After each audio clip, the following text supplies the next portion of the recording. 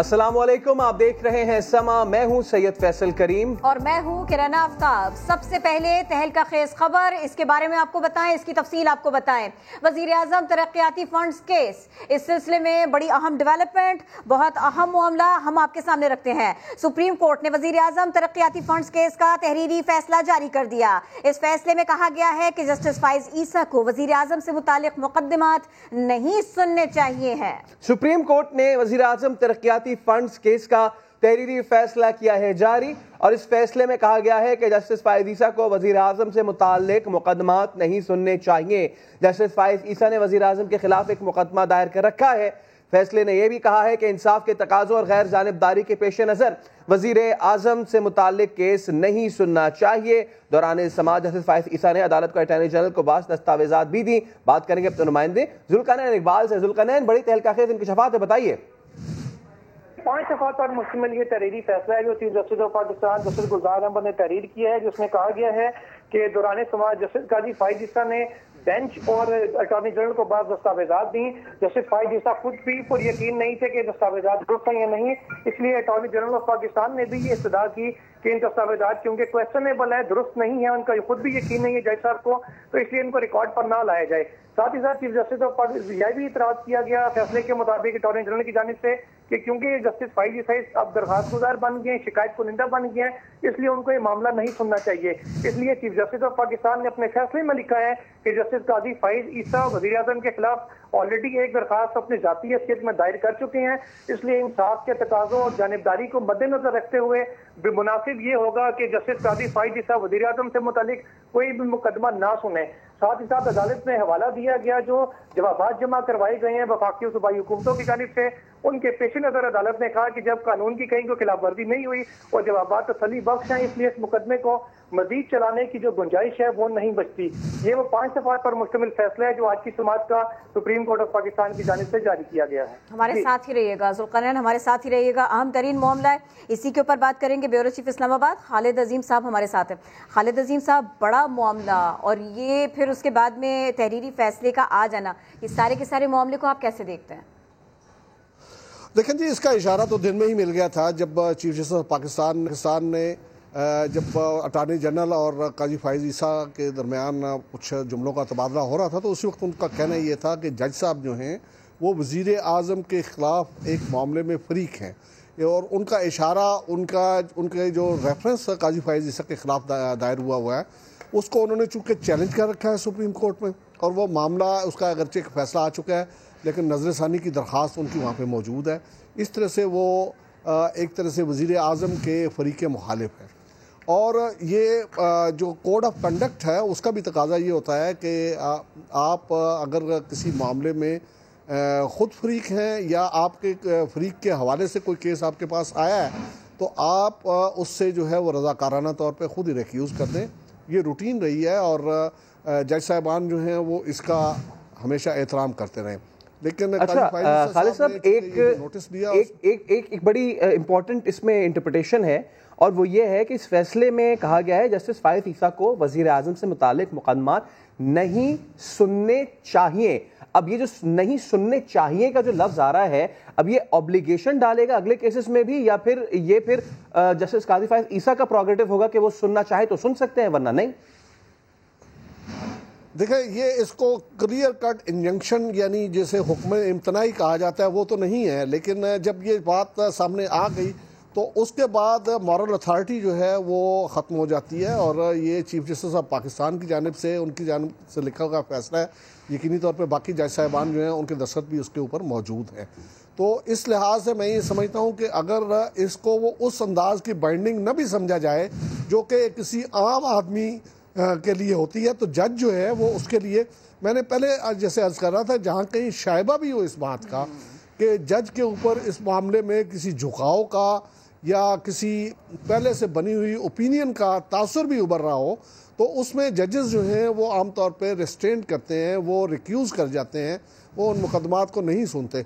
और यहाँ पे तो सुप्रीम कोर्ट के जो 4 जज साहिबान हैं उन्होंने इसको एक तरह से इस्टेब्लिश कर दिया है कि ये वज़ीर आज़म साहब के हवाले से चीफ जस्टिस साहब जो हैं वो एक मुकदमे के फ़रीक हैं। अगरचे ये फैसला जो है वो जस्टिस गुलजार अहमद साहब ने लिखा है, लेकिन बाकी और जजेस भी उसमें मौजूद थे। तो इस लिहाज से मैं ये समझता हूँ कि किसी आम आदमी को अगर क्लियर लफ्ज़ों में किसी चीज़ से रोका जाता है तो जज के लिए ये इतने अल्फाज भी काफ़ी हैं। और अगरचे ये कहा जा सकता है कि उनको बिल्कुल वहाँ पे रोकने के लिए हुक्म कोई जारी नहीं किया, लेकिन जब ये ओपिनियन आ गई है तो उसके बाद फिर मैं ये समझता हूँ कि जज साहब जो हैं उनके लिए एक मुश्किल ये खड़ी हो गई है कि अगर वो सुनते हैं और उसके बाद वो कोई फैसला देते हैं या कोई रिमार्क्स देते हैं तो उसको आज का ये जो फैसला है उसके तनाजुर में देखा जाएगा और ये कहा जाएगा कि जज साहब के बारे में, देखें इस बारे में तो बिल्कुल वाज़ेह कर दिया उन्होंने कि जज साहब जो हैं वो फरीक हैं। बिल्कुल फरीक हैं का लफ्ज़ आ जाता है, फरीक हैं का लफ्ज़ आ गया तो फिर बिल्कुल आप सही कह रहे हैं खालिद साहब, इसका मतलब ये है कि फिर जो जानिबदारी वाले मामलात हैं उस हिसाब से अब इस केस को नहीं सुनना चाहिए। बहुत शुक्रिया आपका। सेनेट इंतखाबात 3 मार्च को होंगे। इलेक्शन कमीशन ने शेड्यूल जारी कर दिया। कागजात नामजदगी 12 से 13 फरवरी तक वसूल किए जाएंगे। सेनेट इलेक्शन ओपन बैलेट के जरिए होगा या खुफिया। फैसला सदाती ऑर्डिनेंस पर सुप्रीम कोर्ट की राय से मशरूत है। इस्लामाबाद से रिपोर्ट कर रहे हैं जुल्करनैन इकबाल। सेनेट इंतखाबात 2021, कागजात नामजदगी कब जमा होंगे, वोटिंग किस दिन होनी है, इलेक्शन कमीशन ने शेड्यूल जारी कर दिया। बैलेटिंग ओपन होगी या खुफिया, तय होना अभी बाकी।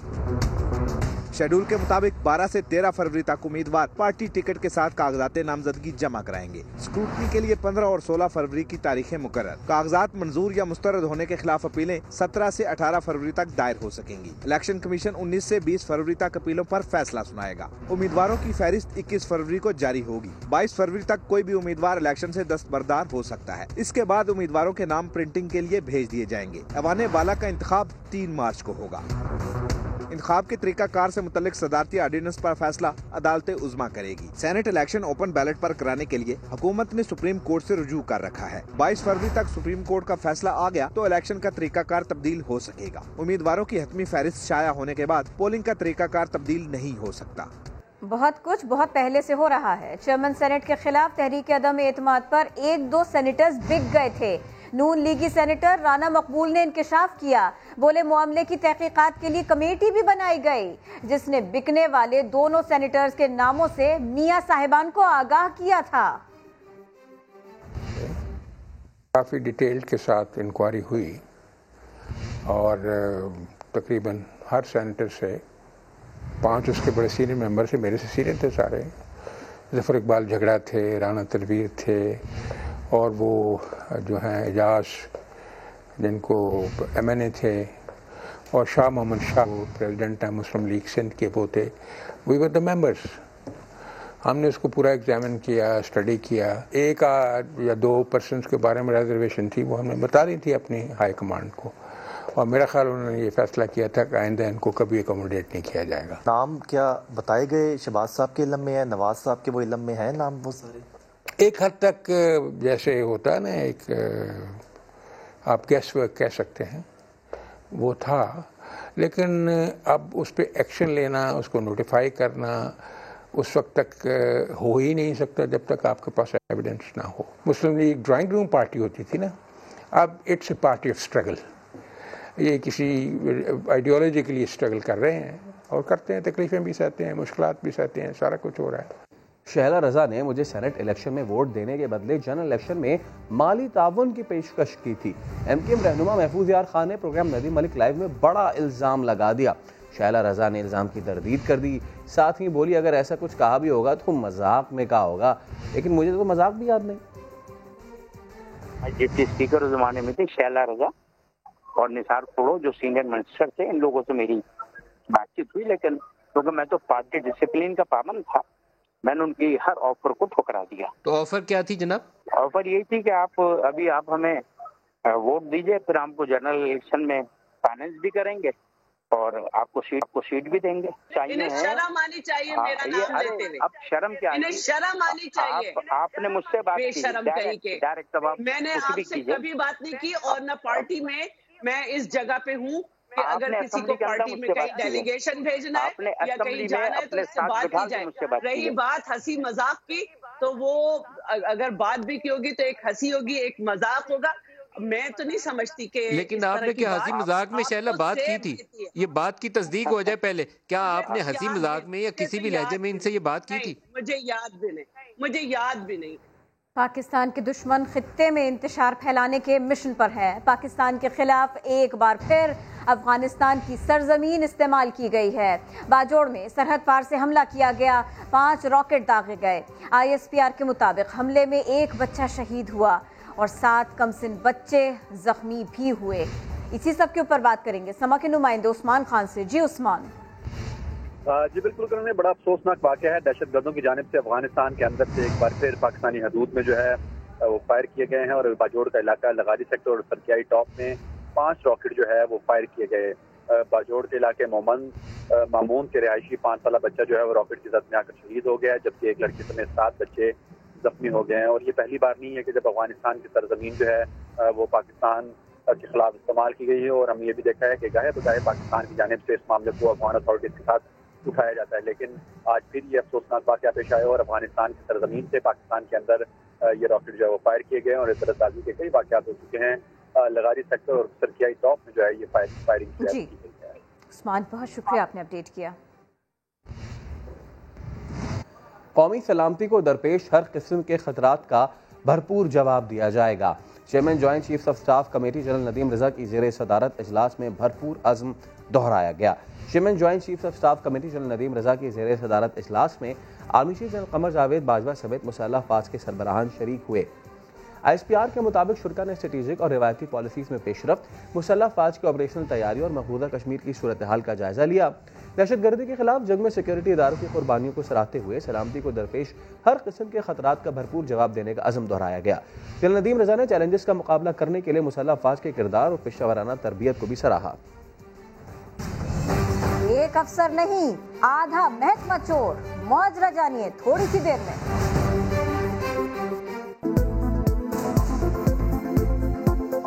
गैस आती है न पानी, कराची हक्कानी चौक के मकीन सड़कों पर आ गए। ट्रैफिक जैम होने से शहरी घंटों फंसे रहे। दफातर से थक हार कर घर जाने वालों का सब्र भी जवाब दे गया। मुजाहिरीन और मुसाफिरों में झगड़ा हो गया। बहस के बाद हाथापाई भी हुई। सलमान अहमद रिपोर्ट करेंगे। कई रोजा गैस बंदिश से परेशान हक्कानी चौक के मकीनों के सब्र का पैमाना लबरेज हो गया। खवातीन और बच्चों समेत शहरी बड़ी तादाद में सड़कों पर निकल आए। तुम लोगों ने क्या कर दिया हमारा हाल?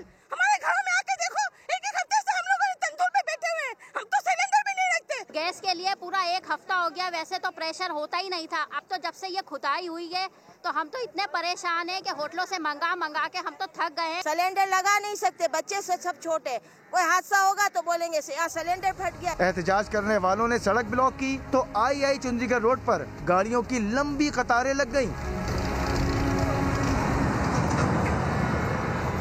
मिनटों का सफर घंटों में बदला तो परेशान शहरियों का भी मीटर घूम गया। मुजाहिरीन की रुकावटों को हटाया तो दमादम मस्त कलंदर हो गया।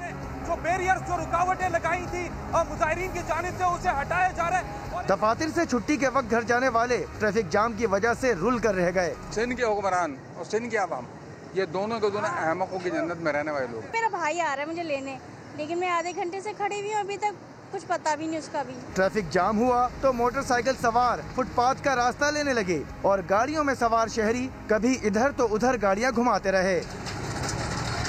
2 घंटे बाद मुजाहिरीन ने एहतजाज खत्म कर दिया, लेकिन साथ ही धमकी दे दी कि अगर गैस बहाल ना हुई तो गवर्नर हाउस के सामने एहतजाज करेंगे। कैमरामैन एरिक पेरेरा, मजहर सिद्दीकी और साथी रिपोर्टर साद साबरी के साथ सलमान अहमद, समा, कराची। तो आया चंडीगढ़ रोड पर एहतजाज के दौरान मुजाहिरीन और शहरी आपस में लड़ते रहे। पुलिस एहलकार अपने थाने की हुदूद तक महदूद रहे। जो अब इस वक्त जो अपने अपने जॉब से आ रहे हैं, ठीक है, वो भी परेशान है। अपनी अपनी एक हदूद होती है।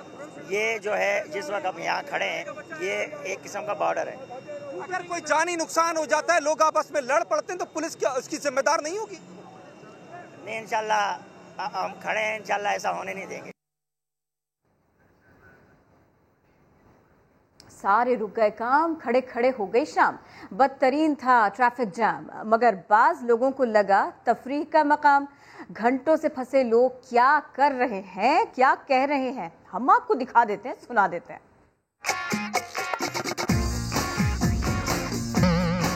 2 घंटे हो गए भाई, 2 घंटे हो गए भाई हम लोगों को। अभी आप बताओ, सीएनजी भी खत्म हो गए, अब यहाँ पंप भी नहीं मिल रहे, और मसला पता नहीं ये हो क्या रहा है इधर, ये हो क्या रहा है इधर, ये हो क्या रहा है इधर। इंतजार कर रहे हैं गैस की बंदिश पर। अच्छा वो तो कोई कह रहा है किसी की 2 बीवियां भाग गई, 2 बीवियां भाग गई। ये ड्राइवर लोग आज रात कह रहे हैं, लोगों ने भी ड्रामा बना दिया, 2 बीवियां भाग गई। गैस की किसके ऊपर है? गैस की बंदिश पे, गैस की। लोगों के घर में शादी है, हम लोगों ने बारात लेके जाना है, शादी अटेंड करनी है हम लोगों ने, और इतनी देर न हो रही है। इस धरने से आवाम को क्या फायदा हो रहा है, क्या आवाम के मसले हो रहे हैं? 2 बीवियां भाग गई। उधर वफाकी सरकारी मुलाजमीन का एहतजाज रंग ले आया। हुकूमत ने ग्रेड 1 से 19 के मुलाजमीन के लिए 25% एड हॉक रिलीफ अलाउंस का ऐलान कर दिया। इस्लामाबाद से शकील अहमद की रिपोर्ट। मार कुटाई और पकड़ दकड़ रंग ले आई। सरकार को सरकारी मुलाजमीन की बात मानना ही पड़ी। वजीर आजम की हिदायत पर कायम खुसूसी कमेटी और मुलाजमीन के नुमाइंदों के दरमियान कामयाब मुज़ाकरात और मुआहदे का एलामिया जारी। 1 मार्च 2021 से ग्रेड 1 से 19 के मुलाजमीन को 2017 की बुनियादी तनख्वाह पर 25% अलाउंस मिलेगा। मकसद मुख्तलिफ महकमों के मुलाजमीन की तनख्वाहों में फर्क को कम करना है। अलाउंस का इतलाक वफाकी सेक्रेटरीट और झैली महकमों के सिविल मुलाजमीन पर होगा। एलामिया के मुताबिक रिलीफ सिर्फ उन मुलाजमीन को मिलेगा जिन्हें माजी में बुनियादी तनख्वाह के मसावी अजाफी तनख्वाह या 100% कारकर्दगी अलाउंस नहीं दिया गया। ग्रेड 1 से 16 तक की पोस्टों या उसके मसावी असामियों को खैबर पख्तूनख्वा हुकूमत की तर्ज पर 1 मार्च से अपग्रेड करने का असूली फैसला भी हो गया। नए बजट में टाइम स्केल प्रमोशन पर भी गौर होगा, जबकि एडहॉक रिलीफ को जुलाई 2021 से बुनियादी तनख्वाह का हिस्सा बनाया जाएगा। सूबों को भी अपने वसाइल के मुताबिक फैसला करने की सिफारिश की जाएगी। वजारत खजाना के मुताबिक तमाम फैसलों की समरी मंजूरी के लिए वफाकी काबीना में पेश की जाएगी। शकील अहमद, समा, इस्लामाबाद। सिंध का आधा महकमा खुराक चोर है, जिनके खिलाफ केसेस चल रहे हैं। सूबाई काबीना के इजलास में सेक्रेटरी खुराक ने इंकशाफ कर दिया। खराब गंदम फ्लार मिलों तक कैसे पहुंची, वज़ीर आला ने काबीना इजलास में बरहमी का इजहार किया। इस इजलास की अंदरूनी कहानी मंसूर मुगैरी की ज़बान। महकमा खुराक सिंध की जानिब से 32,000 टन खराब गंदम फ्लार मिलों को फरोख्त करने का मामला। सिंध काबीना में वज़ीर आला सिंध मुराद अली शाह भरम। महकमा खुराक के अफसरान से पूछा कि खराब गंदम क्यों जारी की गई। महकमा खुराक के सेक्रेटरी ने बताया कि खराब गंदम इंसानों के लिए नहीं बल्कि परिंदों के लिए जारी की थी, जिसे फ्लावर मिल वालों ने गलत रंग दिया। वज़ीर आला बोले, जब पहले वाले अफसरान ने ये खराब गंदम फरोख्त नहीं की थी तो आपने क्यों फ्लावर मिल वालों को दी? नीलामी करते तो बेहतर होता। मुराद अली शाह ने काबीना अरकान से सवाल किया कि खराब गंदम के मामले से मुताल्लिक अंग्रेजी में खबर किस किस ने पढ़ी है, जो सिंध हुकूमत के खिलाफ सफ़ा अव्वल पर शाया हुई है। काबीना की अक्सरियत ने खबर न पढ़ने का एतराफ़ किया। वज़ीर आला ने नासिर शाह पर बरहमी का इजहार किया कि आप कैसे वज़ीर इत्तलात हैं जो खबरें नहीं पढ़ते। अगर महकमा इत्तलात का ये हाल होगा तो हमारे खिलाफ मीडिया मुहिम तो इस तरह चलती रहेगी। मुराद अली शाह ने सेक्रेटरी खुराक से गंदम चोरी में मुलव्विस अफसरान के नाम भी पूछे।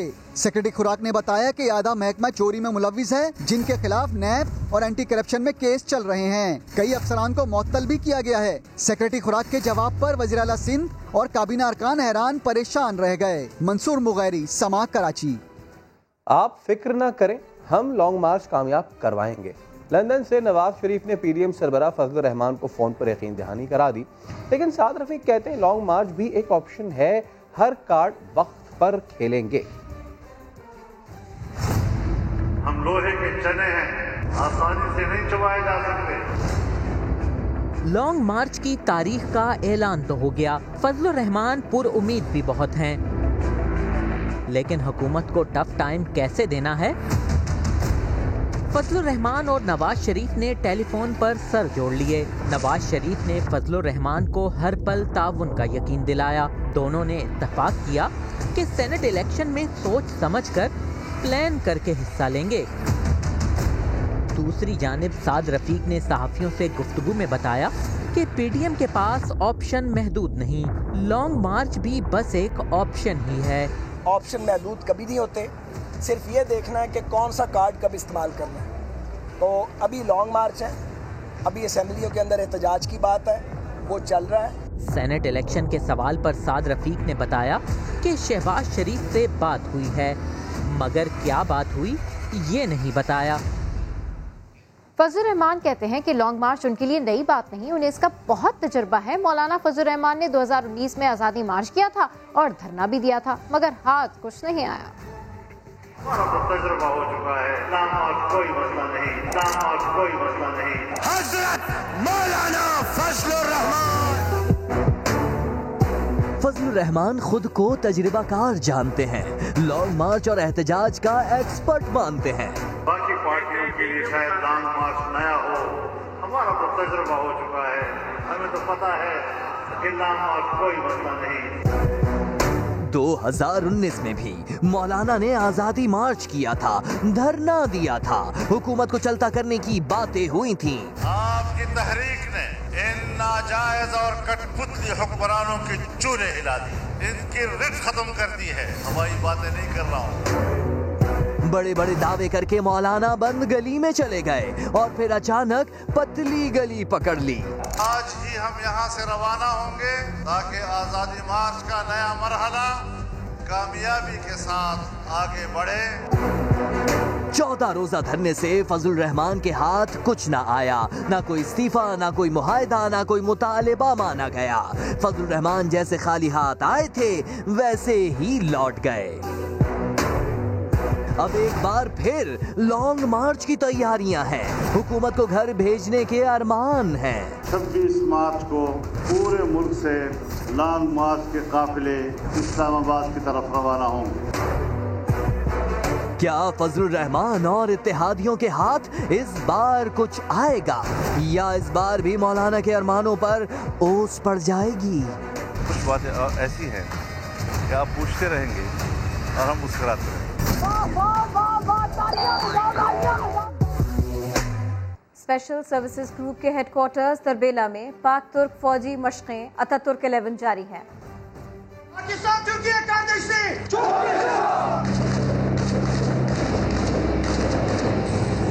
ये जोशो जज्बा है SSG हेडक्वार्टर तरबेला में पाक तुर्क मुश्तरका फौजी मशकों अतातुर्क 11 2021 के शुरका का। इंसदादे दहशतगर्दी हो, close quarter battle, cordon and search, rappelling, fire and move,